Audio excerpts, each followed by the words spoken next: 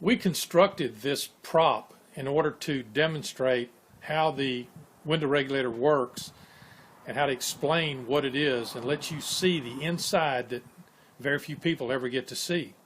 What we did is we took a door and we cut the skin off the door with a sawzall. We cut it off on the outside so that it exposed the interior of the door. So here you can see the same regulator, the motor, and this is the guide. And you see the plastic parts that often break here, and then up top here. You can't see it right now.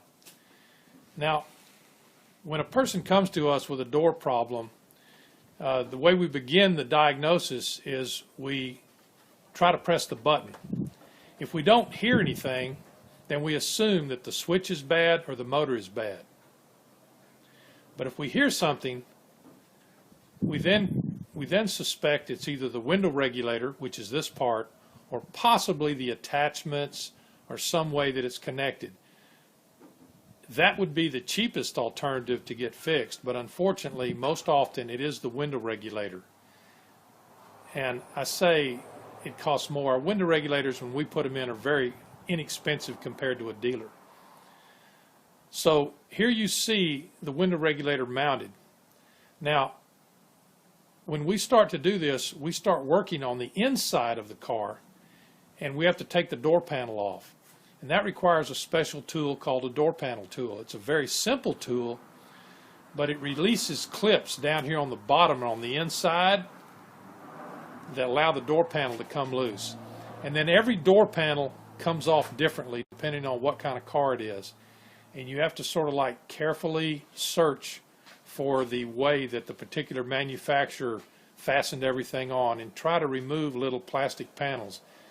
I mean, everybody's tried to take a battery out of a cell phone, and you know how there's sort of like, there's this little door that snaps into place. Well, there's all kinds of parts in the door that snap into place like that that conceal the screws that you also have to take off to get the door panel off. And once you get in, you have to get inside this door, get your hands inside here. This particular glass is fastened with rivets. So you have to have an expensive rivet gun and rivets to put it back on. Now, not every window uses rivets, but some of them do. So if you're thinking about doing this yourself, you have to consider you need a door panel.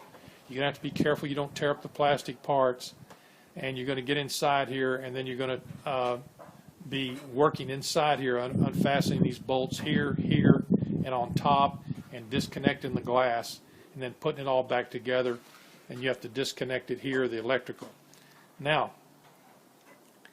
some cars, it seems like the most expensive cars, like expensive Toyotas and Lexus and even Nissans,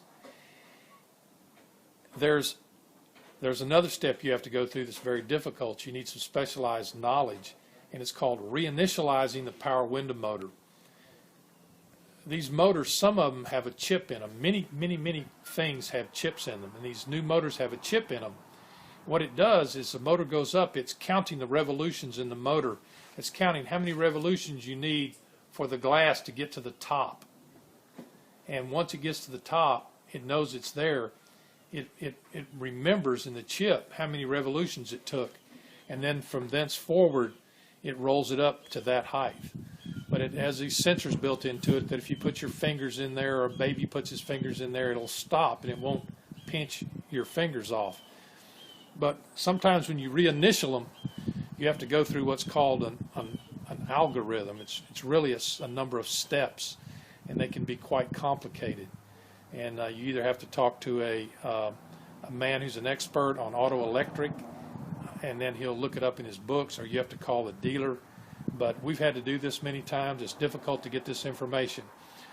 But this is what the door looks like on the inside without the outer skin. Your best bet is probably just to go with a company like ourselves and let us put it in. A good mechanic, he can do it. Even a good mechanic might get tricked up on the reinitialization. He's going to have to pursue that. But many of them don't need to be reinitialized. But this is what it looks like. If you're in Austin or around Austin, Texas, and you have a problem with your window motor, we hope you call Ace Discount Glass. and we're going to demonstrate it. The final thing we're going to do is demonstrate this window going up and down. You see the rivets here and here, and this is that same bar here the window rides on. Now we'll go back up.